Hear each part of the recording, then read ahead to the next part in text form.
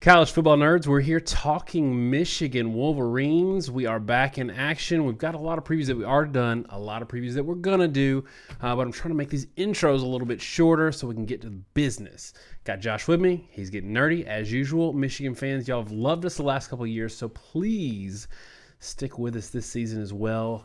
Subscribe, like, helps us out a ton. Josh, let's get going. All right, so the first thing that jumped out to me with Michigan this year, people are going to talk about some of the personnel losses, and that's fine, and we'll get into that a little bit, but I want to talk about the schedule. The schedule to me is brutal, and, this is a couple of Southern guys giving a Northern team credit for not only scheduling an opener at Washington, which is a tough place to play. People on this side of the Mississippi don't really know. I've got a lot of geography with y'all. Don't know how tough that is, a place that is to play. So credit for the first one, but then right in the middle of their schedule, Wisconsin, Penn State, Michigan State, Minnesota. That's a brutal stretch. We talk a lot about how schedules can be easier, even if you have multiple top 5, top 10s, if they're spread out. When you have 18 to 22-year-olds having to stay on week in and week out against quality opponents, that's where you usually trip up. So what I want to talk about with this schedule is the good and the bad. For me, the good is a lot like Penn State, where we said you could maybe lose to Ohio State at the end of the season, but you have some of those wins, some of those teams that maybe aren't elite, but they're high-ranked teams that get you that resume that gives you an opportunity to not win your division but still make the playoffs, which we do support, by the way. Two teams in the same geographic region that might be the best in the country can be in the same division. I don't believe that they're equally spread out throughout the country. Anyway, so Josh, I want you to talk about that a little bit. Tough schedule, but let's spin it positive in terms of, like, even if they drop a game, how they're still in the hunt just because their schedule is so good. Michigan this year is set up well to have a high ranking despite losing one or two big games. To your point, and I know a lot of people disagree with this, right? Our viewpoint is not that college football is set up such that you filter in and you win your conference and then you get a chance to play. At the end of the day, we're super siloed in the sport, more really than any other sport. It's far more than even like lower division football, which has a lot more parity. The NFL has radically more parity, and they play more games and they play more cross games, right? You only have 32 teams. So if you play, 14 games and you play in 32 teams, you're going to have enough interconnects to really know kind of where everybody is. College is not like that. It's entirely possible in college for the two best teams to be in the same division. It's happened multiple times. And I think that's the biggest problem that really is the biggest problem if you're Michigan, is that you're in the same division with Ohio State. And Ohio State has consistently been one of the top 4 teams in college football. Given that in the schedule, Michigan is set up well to drop that Ohio State game and still get in the playoffs if they win out the rest of the way, because the resume is going to be strong. When you have Washington on the schedule and you have Wisconsin, you get Minnesota, you're going to have the opportunity to get a lot of marquee wins. To your point, though, I think it's double-edged, right? Because you have the ability, if you're a top 10 Michigan, to have a really strong resume with a lot of what you really want to play ideally in college football to have the best advantage. People talk about a weak schedule, be Clemson. Clemson loses a game in the route. Like they're so weak that it's, unless you're really dominant, you're in a really dangerous position. Michigan can drop one because you want teams 10th through 25th. Teams that if you are a top 10 team, you should beat, such that you can build up a nice resume, have a bunch of ranked wins, and you don't have high probabilities of losses. The problem with that, as you said, is they're all in a row, and because they're in a row, it's tough to win that many. And moreover, I think the biggest challenge for us in evaluating it is Michigan really the type of top 10 team that can win those 10 to 25 games in a consistent basis? That's our first moreover of the season from Josh, I think. But yeah, I think it's a fair question, and that's going to be the theme kind of our discussion here is Michigan fans' expectations right now. And I think Michigan, if you're a Michigan fan, your expectations should always be high. I think it's fair to go into a given season and say our expectations maybe aren't national championship. Like we talked about Texas, and it's not really fair because Michigan has had a good bit of, well, maybe right on par with Texas in terms of 10-win seasons, having good bowl wins.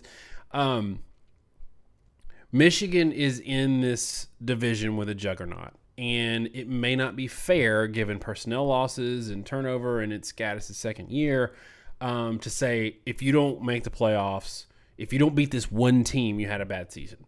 I think last year we can say it was clearly a disappointment because you had 4 losses, and except for the Penn State game, they weren't close. Your only real good win was against Notre Dame last year. So that was a disappointment. But this year, I don't know that it's fair to say national championship or bust. And one of the things I want us to talk about here, and maybe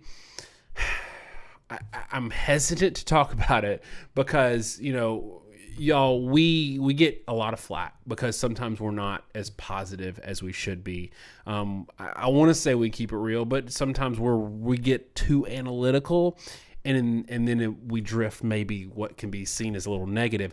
But a couple of things, and mainly I want to focus on the defense. But we talked a couple years ago, we did a video on Shea Patterson. We said we didn't expect him to be great. We expected him to be, above average. We got killed, and then Michigan fans kind of came around and said, okay, y'all are right. One of the other things we talked about was defense. And we've said this consistently for the last few years and kind of gotten killed from Michigan fans, but it keeps proving out. And I want Michigan fans to really look at this and own this, because you can't move forward with expectations if you keep doing the same thing over and over again. Don Brown's kind of a sacred cow there. And the stat that we've always given is Michigan against top 50 offenses gives up, I think it was 36.6 points per game over the last 3 years coming into last year. They played 4 top 50 offenses, or they played 4 top 30 offenses, 5 top 50 offenses. How many points per game did they give up, including a 45-14 win over Notre Dame? 35 points per game. They are who we think they are against elite teams, or at least elite offenses. And I don't think a lot of people realize that. I think a lot of people assume they've got this elite defense and they just have this horrible offense. But we use an Ohio State game versus Clemson as a comparison in terms of offensive production against that team. I want you to get into that. I'm going to stop talking. I want you to run with this a little bit and kind of peel back the layers on why Michigan fans maybe need to look more at the defense in terms of holding somebody's feet to the fire. I think a lot of Michigan fans do appreciate what's going on with the defense. We've been talking about it for a couple years now, and quite frankly, as much as we can be negative, my hope is we're negative in a realistic sense. And when you see it play out kind of like we say it will, and of course, we're not always right. This is a very volatile sport. We're not going to pick every game correctly, but we're right enough and we pick out the trends enough that hopefully we've gotten a little bit of credibility. And in this area, what this credibility hopefully lends us is to be able to be a little critical and hopefully get people to understand where we're coming from and appreciate the point we're making. The defense they have with Don Brown is very aggressive. It has a lot of kind of simplistic concepts on the back. I've always said it reminds me a lot of what Notre Dame ran in 2012.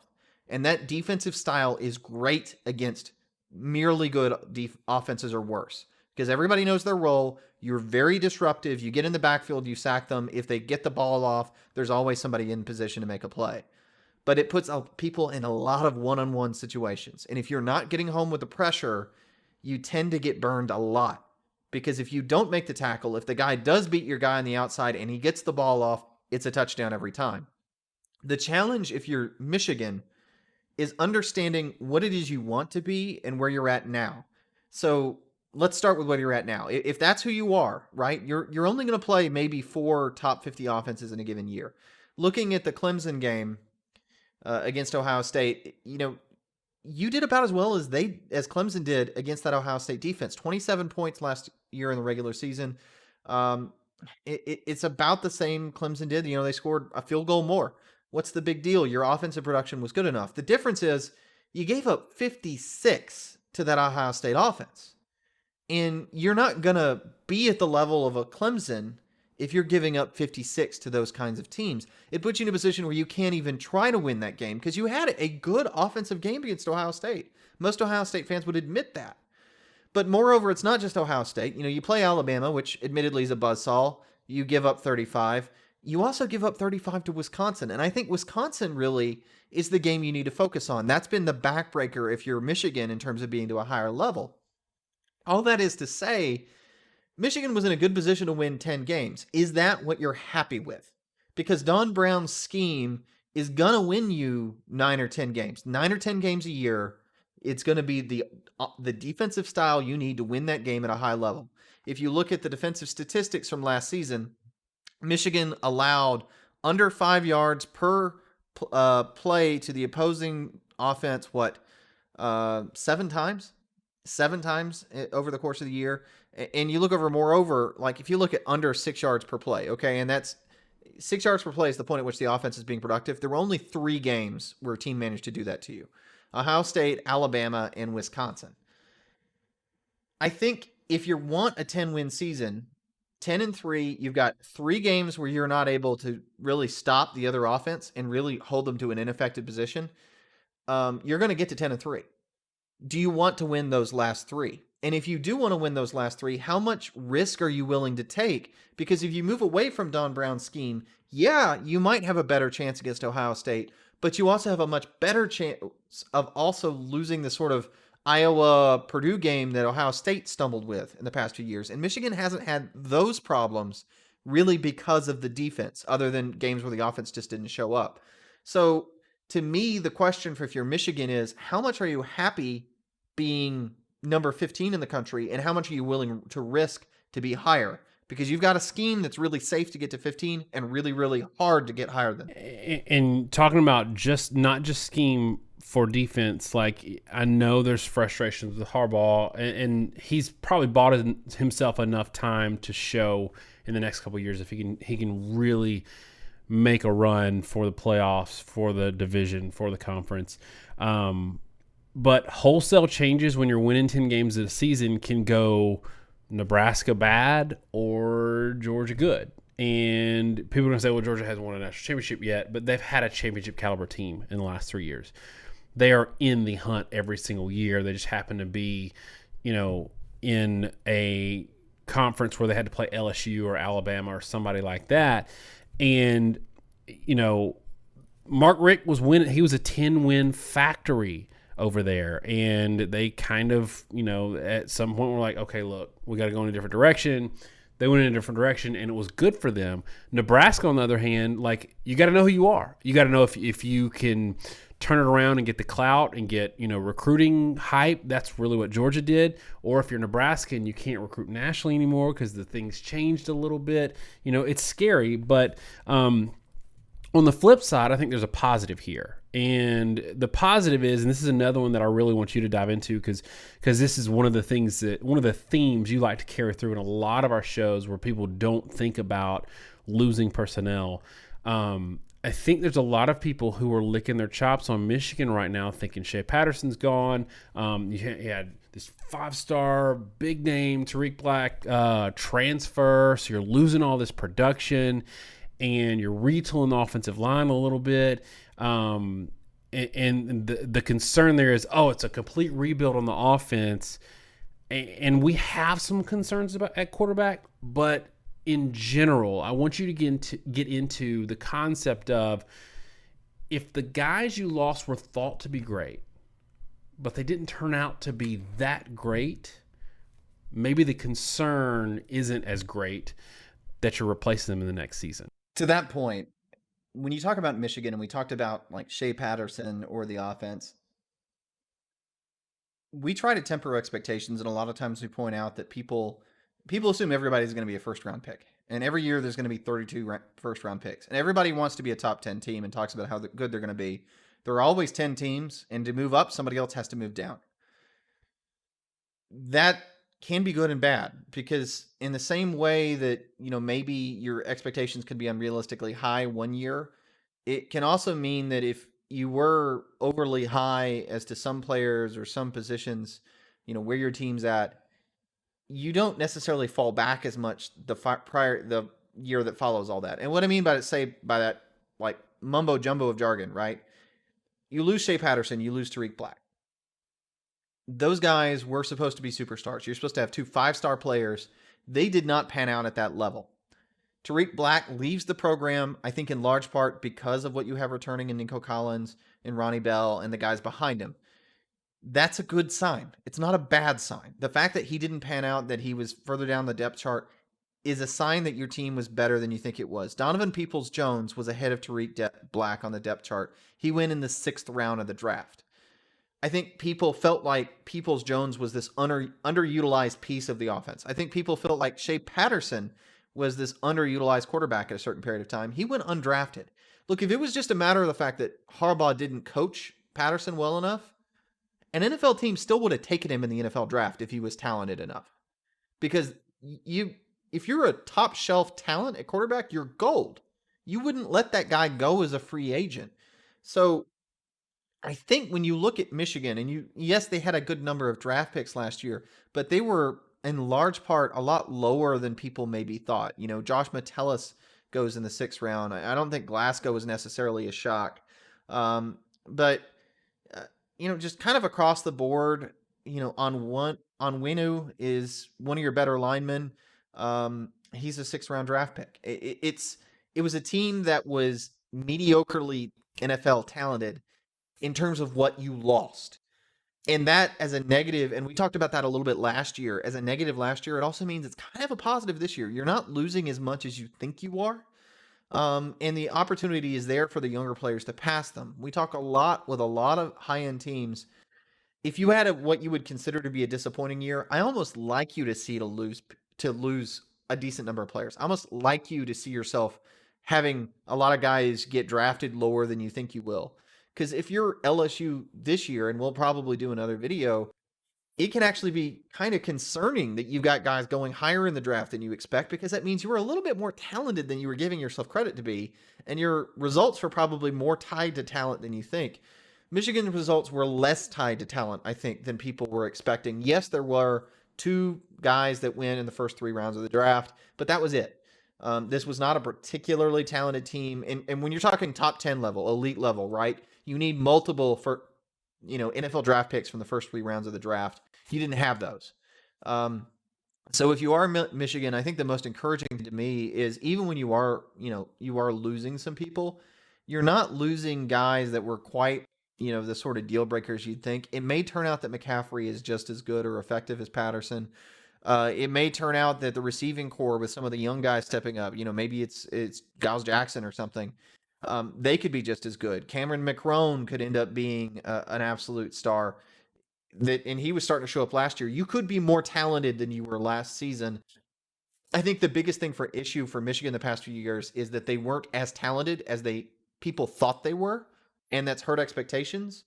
But it also should mean you realize that you have the ability to build a lot more than maybe people expect. And we're penciling in Ohio State maybe as a loss, but we also expect them to reload and not skip a beat, which is not a given. There's an unknown there, so that's not a given either. All right, so let's kind of wind this down and do a high level prediction for what we think, what kind of team we think Michigan's going to be. I don't want to go game by game or anything like that. Just give me your gut feel on what you think to expect, what we should expect from Michigan this year, and kind of what that means for them in your mind going forward.